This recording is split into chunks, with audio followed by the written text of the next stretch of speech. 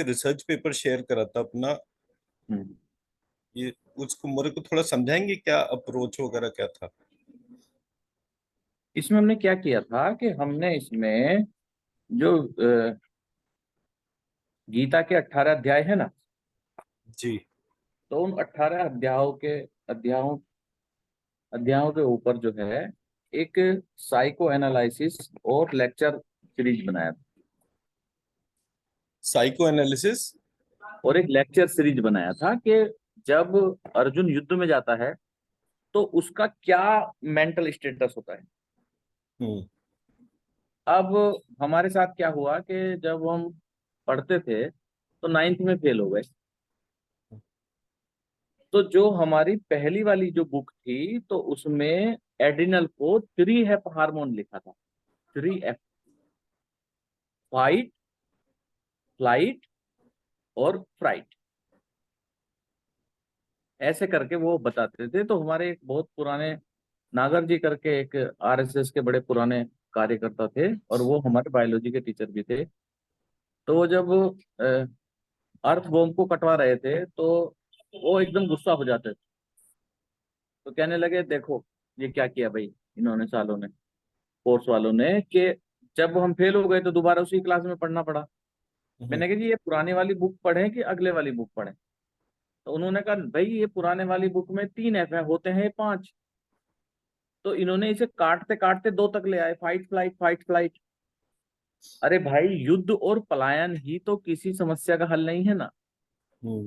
युद्ध होता है, पहले पलायन आएगा, फिर युद्ध के लिए वो तैयार होगा, फिर समझौते के लिए तैयार होगा, फिर फिक्स और फ्लो करके ऐसे हमने 5 वे बनाया। Fight flight fright, fix and flow. ये 5 F वाली थ्योरी भी मेरे नाम से ही इंटेलेक्चुअली प्रॉपर्टी के रूप में दर्ज है। तो तब हमने कोई भी डायबिटिक जो पेशेंट होता है, हार्ड क्या होता है कि लगातार वो जब स्ट्रेस कंडीशन में जीता है तो स्ट्रेस कंडीशन में जीने के कारण वो ग्लूकोज की डिमांड करता है या एकदम इंस्टेंट एनर्जी की डिमांड करता है। कि जैसे मान लो मुझे अभी कुर्सी पे से भाग के जाना पड़े तो मैंने तो ऊपर ब्रेन को बोल दिया और वो उसने मैनेजमेंट किया कि भाई जल्दी से सेलुलर लेवल पे ग्लूकोज भेजो, वहां से कुछ लेग्स की मसल्स को काम करना है, उसे दौड़ लगानी है या कुछ भी जो भी A to Z करना है वो। लेकिन वहां वास्तव में हुआ कुछ नहीं। वो मेरा भ्रम था कि भाई मैंने ऐसे सोच लिया, मैंने वो माइंड से ऑर्डर जनरेट हो गया, सेल्स तक पहुंच गया, एक्शन प्लान आ गया, लेकिन जहां पे वर्किंग होना था वहां पर कुछ नहीं हुआ।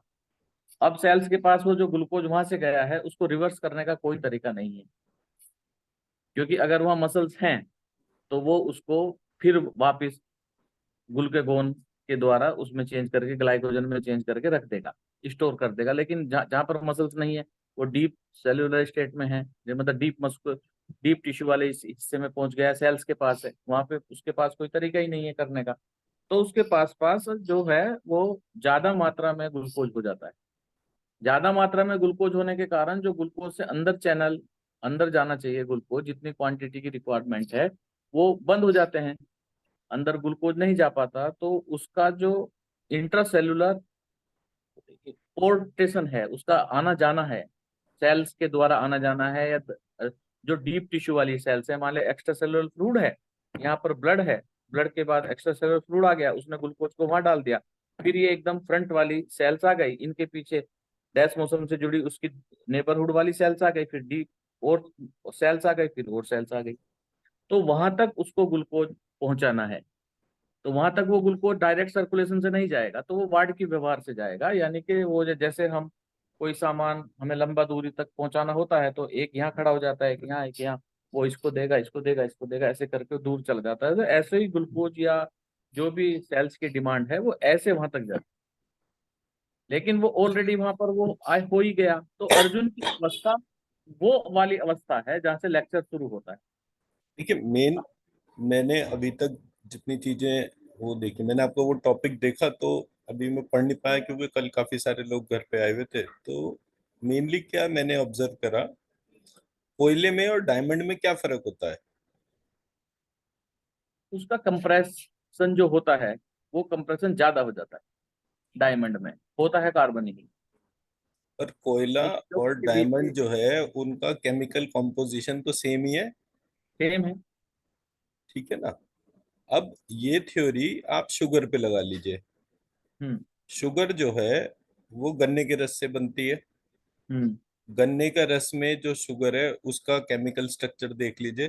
फिर वो शुगर से गुड़ या बूरा बनता है, हम्म। उसका केमिकल कॉम्पोजिशन देख लीजिए।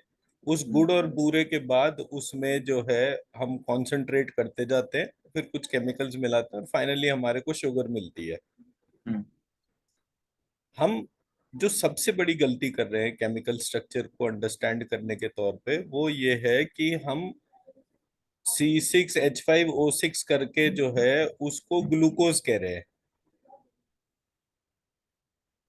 लेकिन जिसको हम ग्लूकोज कह रहे हैं उसी को हम शुगर भी बोल देते हैं हाथ के हाथ। हम्म। मैं मेरी बात समझा पा रहा हूँ। हाँ, मैं समझ पा रहा हूँ। जो आइडेंटिफाई करना है, पहला मैंने पक्ष दिया जिसको बात करने के हिसाब से कि सबको मधुमेह नहीं होता है, प्रमेह होता है, प्रमेह मधुमेह बनता है। अब हमने प्रमेह को भी डायबिटीज कह दिया। ये हम्म। पहली समस्या है जो हमने इस बीमारी के तौर पे एड्रेस करी। अब मैं हम्म। बात कर रहा हूँ, हम जिस जिस चीज को ये बोलते हैं ये शुगर है, अगर हम्म। हम कोयले और डायमंड के स्ट्रक्चर में डिस्क्रिमिनेट नहीं कर सकते तो हम्म। हम ये कैसे डिस्क्रिमिनेट कर रहे हैं कि ये शुगर किसी भी फॉर्म में जाए तो डायबिटीज को ही कंट्रीब्यूट करेगी। ये तो गलत अप्रोच हो गई ना, और हम्म। केमिस्ट्री भी गलत हो गई है। हम्म। अगर आप गन्ने के रस के भीतर जो शुगर है उसको प्लस जो शुगर गुड़ में होती है उसको प्लस जो शुगर बूरा मतलब गुड़ के बाद में उसका जो चूरा बनता है वो उसमें होती है, और जो शुगर फाइनली हम क्रिस्टलाइन शुगर जो फैक्ट्री से बनकर निकलती है उसकी बात कर रहे हैं। हम्म। सबका केमिकल स्ट्रक्चर फर्क है पर हम हम्म। सबको एक गिन रहे हैं। हम्म। आप इसको कभी भी चेक करिएगा, ये एक ऐसा एस्पेक्ट है। अब ये चीज तो तीसरा एस्पेक्ट आता है जो साइको एनालिसिस जिसकी आप बात कर रहे हैं कि थॉट में ये पांच चीजें आती हैं। उसमें मेरे गुरुजी क्या बोलते थे कि जब हम ये श्रीमद् भगवत गीता पढ़ते हैं हम्म। तो उसमें वो क्या बोलते थे कि बेटा सबसे पहले 16वां अध्याय पढ़ना चाहिए श्रीमद् भगवत गीता का। हम्म। तो 16, फिर 17, फिर 18, फिर 1 से लेकर 15। तो बोले जब आप इस ऑर्डर में श्रीमद् भगवत गीता पढ़ोगे लगातार तो जो प्रक्रिया जागृत होगी वो श्रीमद् भगवत गीता का वास्तविक स्वरूप होगा। तो मैंने कहा फिर ये इन्होंने कैसे 1 से 18 तक लिखा है। बोले उसको हम्म। छोड़ देते हैं, उस पर भी बात नहीं करते। हम्म। तो जब मैंने उसको पढ़ा तो 16, 17, 18 is primarily discrimination between two states. Hmm. दैवी गुण के व्यक्तियों के क्या लक्षण होते हैं, आसुरी व्यक्तियों के क्या लक्षण होते हैं, दैवी गुण हम्म। का व्यक्ति कैसा भोजन करता है, आसुरी गुण का व्यक्ति कैसा भोजन करता है। हम्म। वो इस प्रकार हर जगह डिस्क्रिमिनेट करते करते इसको ऐसे देखो, इसको ऐसे देखो, इसको ऐसे मानो, इसको वैसे मानो। फिर वो कोर कहानी आती है कि आप क्या चीजों में डिस्क्रिमिनेट कर पा रहे हैं। हम्म। अब अगर मैं इसी प्रक्रिया को चिकित्सा के तौर पर लेकर चलूंगा तो हमारे यहाँ तीन मतलब औषधि टर्म यूज हुआ हम्म। और औषधि को चिकित्सा बोला गया। हम्म। औषधि को ही चिकित्सा बोला गया। अब मेरी हम्म। बात पे ध्यान दीजिएगा बिल्कुल। हाँ, हाँ, बिल्कुल बिल्कुल, मेरा दिमाग वही है। औषधि में तीन अक्षर होते हैं, औ, हम्म। श और धी। हम्म। ठीक है। औ मतलब आकर्षण, षटकोण का शा मतलब विशेषता या विशेष उत्पत्ति, हम्म। धी मतलब धारणा शक्ति। हम्म। तो कल जो मैंने आपको दैव व्यापाश्रय चिकित्सा का राइटअप भेजा था वो इस आधार पर भेजा था। औषधि, औ हम्म। से बनी हमारी दैव व्यापाश्रय चिकित्सा, हम्म। शा षटकोण से बनी हमारी युक्ति व्यापाश्रय चिकित्सा, हम्म। और धी धारणा शक्ति से बनी हमारा सत्वा वजय। हम्म। अब ये इस प्रकार से आपको कहीं सिस्टम में मिलेगा ही नहीं। क्योंकि पहली बात तो ये सब्जेक्ट ही नहीं किसी को भी पता है। तो समस्या ये है कि हमारा जो सब्जेक्ट का जो परिभाषा जो है उसके दूषित होने से और उस पे चिंतन ना करने वाले लोगों की वजह से हमारे मूल ठोस सब्जेक्ट हमारे हाथ से छूट गए। हम्म। तो मेरे को जब कभी कोई चीज देखनी समझनी होती है, मैं उसकी जड़ तक सब कुछ खोदता हूँ बहुत तसल्ली से। हम्म। अगर किसी का ध्यान उस विषय पर नहीं जा रहा तो वो उस विषय को देखे। सबसे पहली चीज, दैव व्यपाश्रय चिकित्सा में दैव जो है वो आत्मा को कहते हैं। ये कहीं हम्म। भी परिभाषित नहीं है। हम्म। पहला पार्ट। अब हम्म। दैव व्यपाश्रय चिकित्सा जितने प्रकार की होती है, यानी कि मंत्र चिकित्सा, मणि धारण, तीर्थ यात्रा, गमन, और आपका ये क्या कहते हैं, प्रणिपात, प्रायश्चित, ये उसके जितने भी अवयव दे रखे हैं, ये 9 दे रखे हैं सब जगह, बट हैं टोटल 16 जो मैं ढूंढ पाया तो प्रत्येक 16 में। में जो जो 6 हैं, तो वो यूनिक हैं या शास्त्रोक्त हैं? वो सब जगह ही दे रखे हैं, वो कोई ऐसा नहीं है। मैं शेयर कर दूंगा, मेरा एक रिसर्च पेपर है बकायदा इसी के ऊपर, तो इसलिए वो अच्छा, बड़ी दिक्कत नहीं है। ठीक है। मैं जो पार्ट कल मैंने आपको भेज तो दिए ना सारे रिसर्च पेपर्स। हाँ, लेकिन मैं देख नहीं पाया अभी, वो वो तो वो तो एनिवर्सरी चल रहा है ना। वो टाइम लेगा।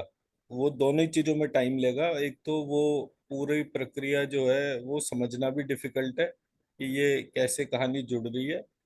और वो वो अपने आप ही जब गेटवे खुलेगा तो वो पेपर अपने आप ही क्लियर हो जाएगा, क्रिस्टल क्लियर। मैं इसलिए उसका जो थ्योरेटिकल पार्ट है उसको शेयर कर रहा हूँ। हम्म। दैव पाशर्य चिकित्सा में दैव आत्मा है, पहला पार्ट। दूसरी पार्ट, अब ये जो दैव विपाश्रय चिकित्सा जो है, इसको अगर आप औषधि मान रहे हैं, हम्म। औषधि मतलब हर वो चीज जिसमें ये 3 गुण हो, हम्म। आकर्षण, विशेषता या विशेष उत्पत्ति, और धारणा शक्ति, हम्म। उससे हम औषधि डिफाइन करते हैं। हम्म। और ये है किसके लिए? आत्मा से आत्मा को ठीक करने के लिए है। हम्म। मंदिर में जा रहे हैं तो भी आत्मा के तौर पे ध्यान कर रहे हैं, मणि धारण है तो भी आत्मा। अब मणि धारण को उन्होंने वो बना दिया, पत्थर पुखराज को पहनना जो है वो मणि धारण है। वो कोई मणि धारण नहीं है। मणि कहते हैं हमारे धातुओं को, हम्म। और वो 9 धातु हैं। 9 धातु कौन सी हैं? रस, रक्त, अस्थि, मज्जा, मांस, मेद, वीर्य, शुक्राणु, मतलब सॉरी, वीर्य, और आपका, रस, रक्त, मांस, मेद, अस्थि, मज्जा, शुक्र। हाँ, उसके बाद ये ओज। शुक्र और ओज सेम होता है। तो उसके बाद दो का नहीं पता, मुझे आइडिया नहीं। रस, रक्त, अस्थि, मज्जा, मांस, मेद, वीर्य, रोम, नख, और स्नायु। अच्छा, आप उसे उस तरीके से ले रहे हैं। हाँ, तो ये आप चिकित्सा चंद्रोदय पढ़ेंगे तो उसमें जो है वो यही दे रखा है। 2-3 पार्ट में उन्होंने बात बोली, बट ये शरीर के मल से उन्होंने जो है उसको कनेक्ट करा। हाँ हाँ हाँ, और ये 9 मैं इसलिए आइडेंटिफाई कर रहा था क्योंकि हया वरला भी 9 थे। तो मेरे ध्यान में उस हिसाब से चल रहा था कि कौन से अक्षर का प्रोनाउंसिएशन कौन से धातु को पोषण देता है। हम्म। अब इसको मंत्र चिकित्सा के रेफरेंस से समझते हैं। हमारे यहाँ एक, हर मंत्र का एक ऋषि होता है। वो ऋषि इस बात को रिसर्च करता है कि कौन कौन से अक्षर जो हमारे मंत्र सिस्टम में हम्म। इस प्रकार कार्य करते हैं कि उसका लगातार चिंतन मनन करने से जो है हमारे विचारों में घर्षण हो और हमारे चक्रा उस धातु को उत्पन्न करना शुरू कर दें। मान लीजिए आप भोजन करते हैं लेकिन उसको ढंग से चबाते नहीं है, चबाना अच्छी तरह चबाने की वजह से उसमें जितना रस बनना चाहिए उतना रस नहीं बनता। हम्म।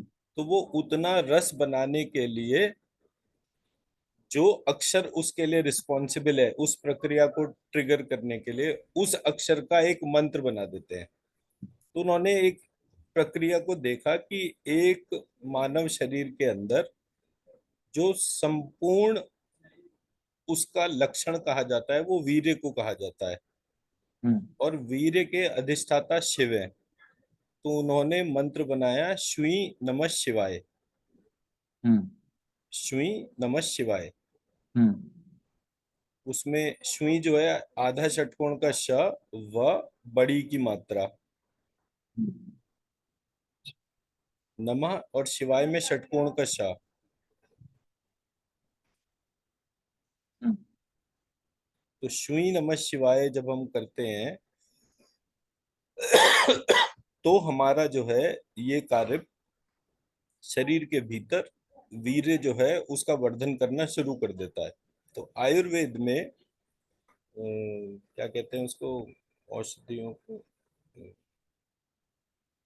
बल्य रसायन। आ जाएगा नाम याद अभी, वो औषधियां जिनको जिससे शरीर में वीर्य वृद्धि होती है, उन सारी औषधियों में जो कॉमन चीज है वो ये है कि अगर किसी का स्पर्म काउंट कम है तो वो उसको बढ़ा सकते हैं। लेकिन आयुर्वेद में कोई औषधि ऐसी नहीं है जो स्पर्म जीरो स्पर्म काउंट किसी को हो उसको वन कर सके। ऐसी कोई औषधि नहीं है।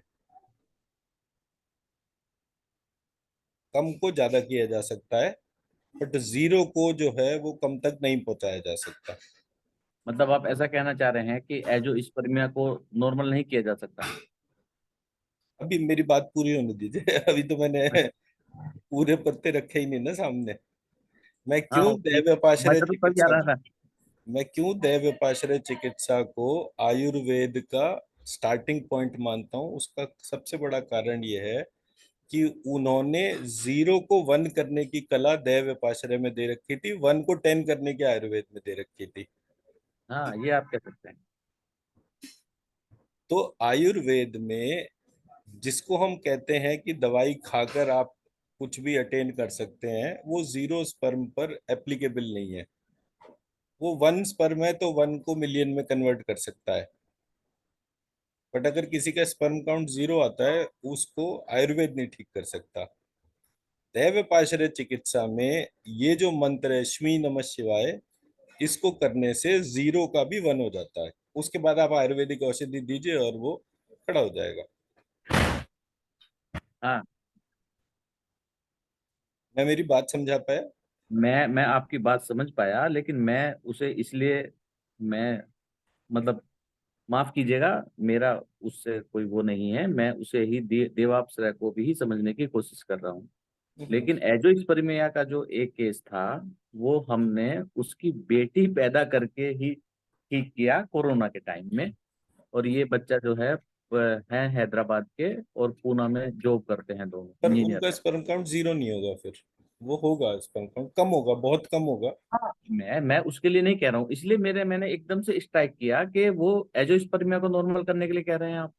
तो आपने कहा कि नहीं, मैं अपने पत्ते रख दूं जरा, तो मैं इसे इसे समझ रहा हूँ कि भाई देवाप्सरा चिकित्सा में ये यहाँ तक रहेगा। लेकिन जीरो। हाँ, हाँ अच्छा, हाँ, एक बात और बिल्कुल। बताइए कि अगर हमने मान लिया इसमें ऐसा कोई प्रयोग बताया, क्योंकि हम हवन वगैरह करते हैं, सारी चीजें करते हैं, तो हमारी जो प्रिस्क्रिप्शन फाइल है उसमें पीछे की तरफ, मुझे उसका कोई आइडिया नहीं है, लेकिन मैंने जो अपने पिताजी से उनसे ऐसे ही करता हूँ, तो मैं इसलिए बता रहा हूँ आपको।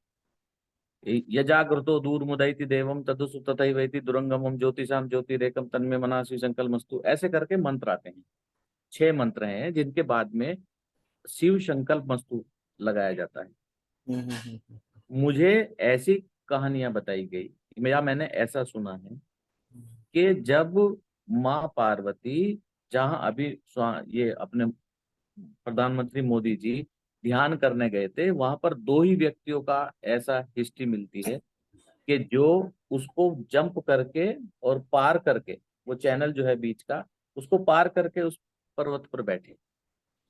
अभी उस पर्वत को विवेकानंद रोक कहते हैं, उससे पहले उसे इंदिरा गांधी का पॉइंट कहते थे, उससे पहले जो है या आप कन्याकुमारी जाएंगे, या कन्याकुमारी में हमारे एक मित्र हैं हारून करके, वो बीएमएस डॉक्टर हैं, तो वो ये बताते हैं कि उसको पार्वती पर्वत कहते थे। ओके। वो कहते हैं, ये नहीं पता नहीं। तो माँ पार्वती ने जब वहां पे जाके, या जो कन्याकुमारी, जो अभी अम्मा का नाम आया था हम्म। कि वो वहां पे जाके बैठ गई थी, तो उन्हें ऐसा कहते हैं कि अपने हाथ पे वो शिव संकल्प मस्तु लिख के और वहां बैठ गई थी, बिना अन्न अन्न भोजन खाए। जल, जल तो वहां आएगा नहीं, तो चारों तरफ समुंदर है, हम्म। तो भोजन मिलेगा ही नहीं। तो शिव को कैलाश से भाग के जाना पड़ा था वहां तक। तो राइट। हमने उन्हें ये कहानी को कहानी की तरह सुनाया, और उन्हें बोला कि रात को आप जब सोओगे, तो ये जो पीछे के 6 मंत्र हैं हमारी फाइल पे लिखे हुए, ये मंत्र बोलेंगे, और शिव संकल्प मस्तु कह के ये मन में विचार करके सोएंगे कि हमें पुत्र की प्राप्ति हो, या बेटी की, जो भी मतलब संतान की प्राप्ति हो। तो ये तो हमने किया था उसके रूप में। अब इसे देवाप्सरा कहें आप, या कुछ भी कहें, या क्या कहें, मैं नहीं जानता। ये देखिए, लेकिन हाँ, ये हमने ऐड दैव किया था। उपाश्रय चिकित्सा में आरती ने जो केस हील करा था, वो उसमें लेडी कनाडा में थी, हम्म। और हमने सिर्फ हीलिंग करा था, हमने ना उसको कुछ खाने को बोला ना कुछ। हम्म। तो वो वाला पार्ट फर्क हो गया। दैव उपाश्रय चिकित्सा समझना ही बड़ा टिपिकल टास्क है। जब आप मेटीरियलिस्टिक सिस्टम पर अपनी डिपेंडेंसी जीरो कर देते हैं, तब दैव उपाश्रय चिकित्सा प्रकट होती है। जब तक आप कोई भी मटेरियल को सोच रहे हैं, तब तक दैव विपाश्रय चिकित्सा जो है वो आपको नहीं दिखेगी। लेकिन उसे उसे हमारे यहाँ उसे 3 चीजें होती हैं, एक इंफॉर्मेशन, एक एनर्जी और मैटर। हम्म। इंफॉर्मेशन को कहते हैं सत, हम्म। एनर्जी को कहते हैं रज, और मैटर को कहते हैं तम। तो जब तक आप मैटर की डोमेन में है, हम्म। लघु से लघु किसी भी, उसको आप मैटर को अगर आइडेंटिफाई कर रहे हैं, हम्म। तो आप एनर्जी को और इंफॉर्मेशन को नहीं पकड़ सकते। आपको ये विचार ही छोड़ना पड़ेगा कि अगर मुझे इस व्यक्ति को ठीक करना है, तो मैं कोई औषधीय प्रयोग नहीं करूंगा। अब क्या नहीं मैं वो ठीक कर सकता हूँ? नहीं, वो बिल्कुल सही बात है। वो धारणा शक्ति से आ जाएगा, लेकिन अभी आप मुझे मिले हुए इसी साल मिले हैं, नहीं 2024 नहीं, में। वो ठीक है, मतलब मैं आपकी बात को नहीं, मैं तो सिर्फ आपको क्योंकि प्रक्रिया क्योंकि का प्रवेश हाँ, बता रहा हूँ हाँ, अपना। कि हाँ। मैंने जब प्रवेश करना शुरू करा, तो मेरे को एक फिजिक्स का स्ट्रक्चर जो पता था, मतलब नॉर्मली जब मैं किसी साइंटिस्ट के साथ में बैठा हुआ था, तो उसने बोला कि देखिए, अभी तक की हम जो भी मेडिसिन सिस्टम को स्टडी कर रहे थे, वो फिजिक्स और बायोलॉजी के बेसिस पे कर रहे थे, ओ सॉरी, केमिस्ट्री और बायोलॉजी के बेसिस पे कर रहे थे। पहली बार जो है, आप लोगों से बात करने के बाद हमें रियलाइज हुआ कि हमें फिजिक्स को भी इनकॉर्पोरेट करना चाहिए। तो हम्म। फिजिक्स, केमिस्ट्री, बायोलॉजी, इस ट्रायड पे अगर हम काम करेंगे, तो अब पूरे प्रोसेस में ये तीनों सब्जेक्ट एनर्जी और मैटर के कन्वर्जन की वजह से, आफ्टर द जो आइंस्टाइन थ्योरी है, वो उसकी वजह से ये सारे सब्जेक्ट की जो डेफिनेशन थी, वो गड़बड़ हो गई। हम्म। और वो क्योंकि डेफिनेशन ही गड़बड़ हो गई, तो ये सब्जेक्ट स्ट्रीम आपस में मर्ज होने शुरू हो गए। सिर्फ इतना सा पार्ट में कह रहा हूँ। ठीक है। तो हम लोग जब सोच रहे थे, तो ये मेरे गुरुजी ने मुझे बताया था, मुझे भी नहीं पता था कि आयुर्वेद में कोई दवाई ऐसी नहीं है कि जो जीरो को वन कर सके। ठीक है। और मेरे गुरुजी जो हैं, वो सोम चिकित्सा तक जानते थे। तो सोम चिकित्सा का तो कोई जानकार भी नहीं है इस समय, कि जो सोमरस के प्रयोग को जानता हो। मेरे को 10 15 15 का 2005 से पता है सोमरस का, क्योंकि मैंने खाया था सोमरस, तो मैं इसलिए बोल सकता हूँ। अब हम्म। जब उस लेवल पर व्यक्ति जानता हो औषधीय सिस्टम, फिर भी वो ये कह रहा है कि ये चीज ऐसे नहीं, ऐसे होगी, तो वहां से दैव विपाश्रय चिकित्सा के प्रति आकर्षण बना। तो मैंने कहा कि अगर किसी व्यक्ति को मुझे जीरो स्पर्म से 1 स्पर्म उसका कन्वर्ट करना है या उसको बढ़ाना है, तो मुझे मंत्र में क्या होना चाहिए, तब मुझे वो षटकोण का शाप पता चला।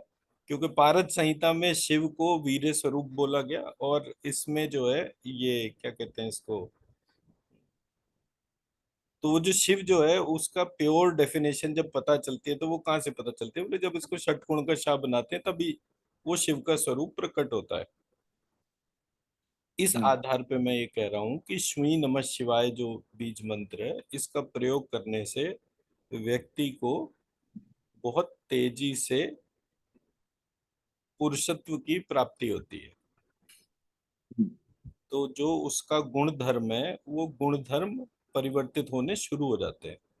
हम्म। अब यही फॉर्मूले से जब आप षटकोण के श की बजाय क्षत्रिय वाले क्ष का मंत्र अगर लेंगे तो आप उस मंत्र में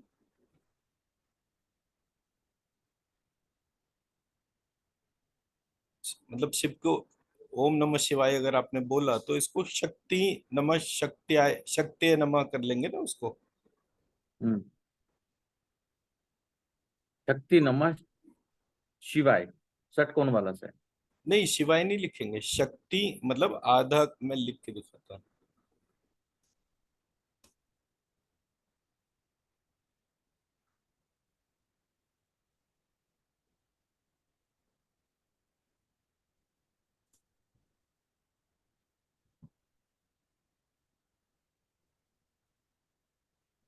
दोनों ही लिखिएगा कि कोई मिस्टेक ना हो जाए। हाँ दोनों लिख दूंगा।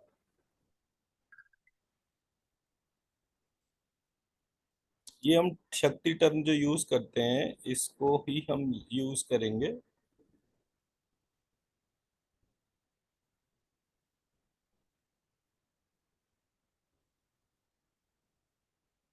ये शक्ति बीज मंत्र हो गया। शक्ति।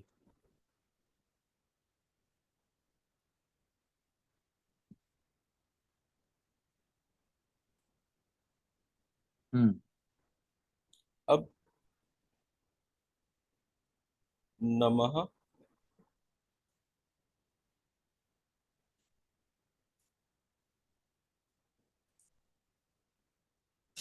हम्म।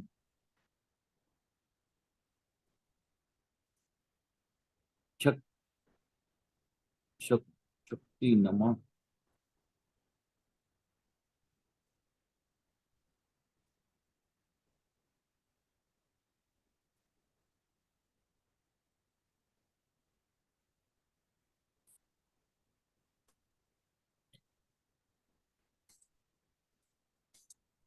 ये हमारा मंत्र बना।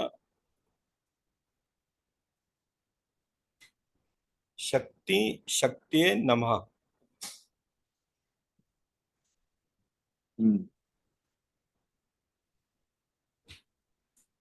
हम्म।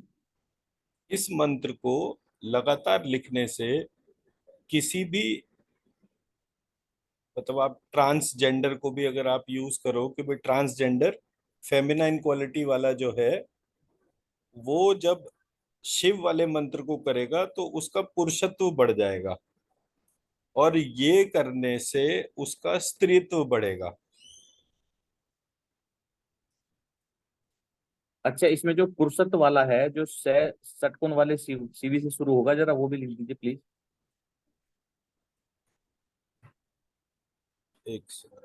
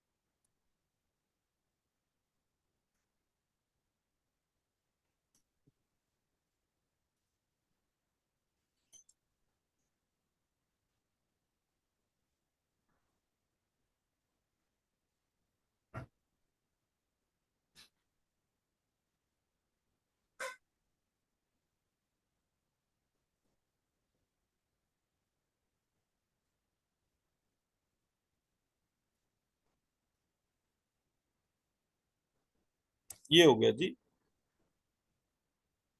शिवाय के बाद में विसर्ग है यह पे या नहीं, ऐसे ही है? नहीं बस ऐसे ही है। तो ये मस्कुलाइन के लिए है, पुरुषत्व के लिए है। मैं ये आपके व्हाट्सएप पे भी टेक्स्ट लिख देता हूँ ताकि कोई चीज।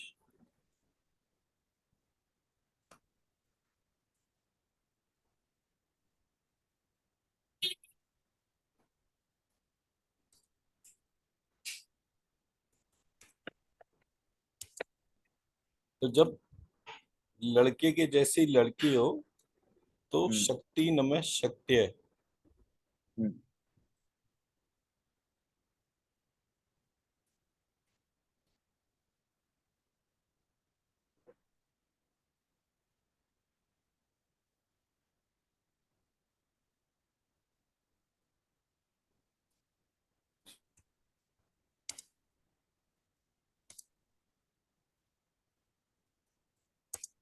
तो इसमें जो हार्मोनल इम्बैलेंसेज हैं, जैसे मान लिया किसी लड़की को चेहरे पे बाल आ जाते हैं। हाँ, तो वो शक्तियां नमः करने से जो है वो डिसअपियर होने शुरू हो जाएंगे। और इसकी कोई वो है डोज कि इतना ही करना है? देखिए, मैंने एक स्टैंडर्ड डोज बनाया, 3,000 बार रोज, 1 वर्ष तक। इसका और कोई कारण है? दोनों हाथों से 9 पुरुष चरण इस प्रकार से पूरे होते हैं। 1 से 9 पुरुष चरण के बीच में प्रॉब्लम रिजॉल्व हो जाती है। अच्छा, ऐसा एक पुष्चरण से 9 पुष्चरण के बीच में प्रॉब्लम रिजोल्व हो जाती है? हाँ, 100% होती है। कैसी भी चीज हो, भाई आपने 1.25 लाख मंत्र लिखे और उसके बाद जब वो प्रक्रिया को अपने भीतर डालना शुरू करा, तो आपको जो है वो ईश्वर के दर्शन की प्रक्रिया जो है वो सुगम लगने लगी। तो कहीं ना कहीं दवाई की डोसेज तो डिफाइन करनी पड़ेगी। अब आते हैं अपने दूसरे पार्ट पे कि दैव व्यपाश्रय चिकित्सा के बाद युक्ति व्यपाश्रय चिकित्सा जो है वो दवाई की, औषधि की मात्रा है, उसका काल है, उसके ज्ञान को युक्ति व्यपाश्रय कहते हैं। ये मैंने कभी किसी को बोलते हुए नहीं सुना कि युक्ति व्यपाश्रय जो है वो औषधि के, औषधि को आइडेंटिफाई करने की चतुरता, क्योंकि औषधि तो बहुत सारी है। तो ये एक आयुर्वेद का थॉट है कि वो किसी भी बीमारी को इम्पॉसिबल मानते ही नहीं है। वो कहते हैं हर चीज पॉसिबल है, लेकिन मल्टीपल पॉसिबिलिटीज है, कौन सी पॉसिबिलिटी फास्टेस्ट रिजल्ट देगी ये आपको आइडेंटिफाई करना है। हम्म। तो वहां से ये प्रक्रिया का पार्ट आया कि हमारे को जो है वो ये युक्ति से पता चलता है। अब युक्ति अगेन इनर वॉइस ही है, हम्म। आपके भीतर की आवाज ही आपको बताती है कि आपको मेडिसिन का कॉम्बिनेशन क्या बनाना है। तो आपके भीतर की आवाज को जागृत करने के लिए उस मंत्र को 1.25 लाख बार लिखना चाहिए।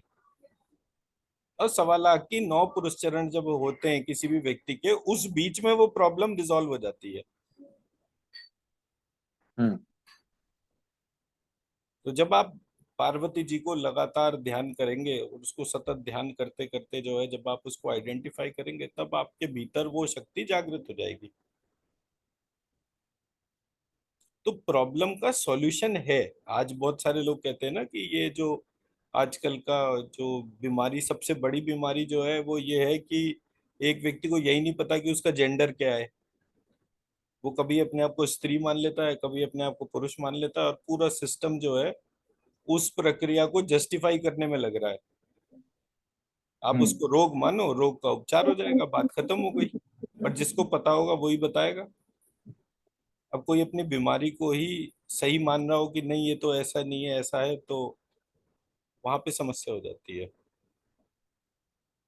हम्म। तो ये रोग है।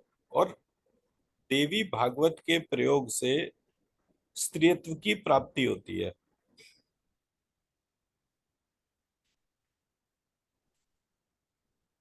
श्रीमद् भागवत के प्रयोग से पुरुषत्व की प्राप्ति होती है। हरिवंश पुराण के पाठ से संतान होती है। ये गारंटीड फॉर्मूले हैं, आज तक जितनी बार भी अप्लाई करे गए हैं हर बार सक्सेसफुल रिजल्ट्स है।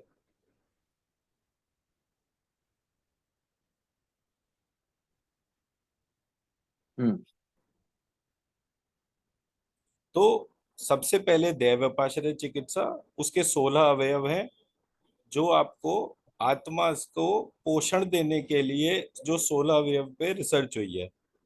युक्ति हम्म। व्यपाश्रय कौन सा अवयव को अपने भीतर धारण करने से आपको फास्टेस्ट रिजल्ट मिलते हैं, उसको हम्म। युक्ति व्यपाश्रय चिकित्सा कहते हैं। हम्म। आपके भीतर कौन सा विचार रोगों को उत्पन्न कर रहा है, उसको जानने की प्रक्रिया को सत्वावजय कहते हैं। हम्म। ये हमारी 3 प्रकार की औषधि कही गई है, दैव व्यपाश्रय, युक्ति व्यपाश्रय, सत्वावजय। अब जिस प्रकार से मैं बोल रहा हूं इस प्रकार से आपको किसी शास्त्र में नहीं लिखा मिलेगा, क्योंकि ये चरक के टाइम की डेफिनेशन है। चरक अभी 2000 साल पहले हुए थे। उससे पहले के जो लोग हैं वो इस हम्म। प्रक्रिया के जानकार होंगे, पर हम चरक के अलावा किसी की बात ही नहीं करते।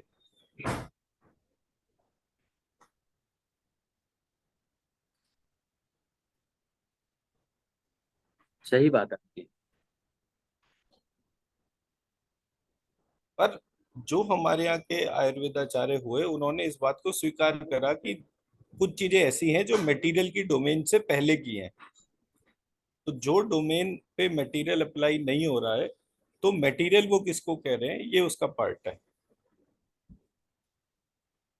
तो जब आप 9 द्रव्यों को देखेंगे, मन, आत्मा, काल, दिशा, काल, दिशा, आकाश, वायु, अग्नि, जल, सूर्य, जल, पृथ्वी, तब आपको जो है मटेरियलिस्टिक कॉम्पोजिशन की क्लैरिटी हो जाती है कि एक मटेरियल है जो ऊपर की डोमेन पे एग्जिस्ट करता है, जिसको हम प्रयोग नहीं कर रहे।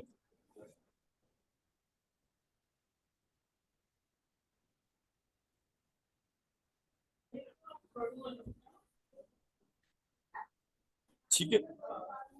हाँ सर। तो आज क्लास मैं को यहीं समझ। रोकते हैं। आज मेरे पास बहुत सारे लोग आए हुए हैं घर पे, तो अच्छा। ठीक है जी। जी धन्यवाद बहुत बहुत। राइट जी।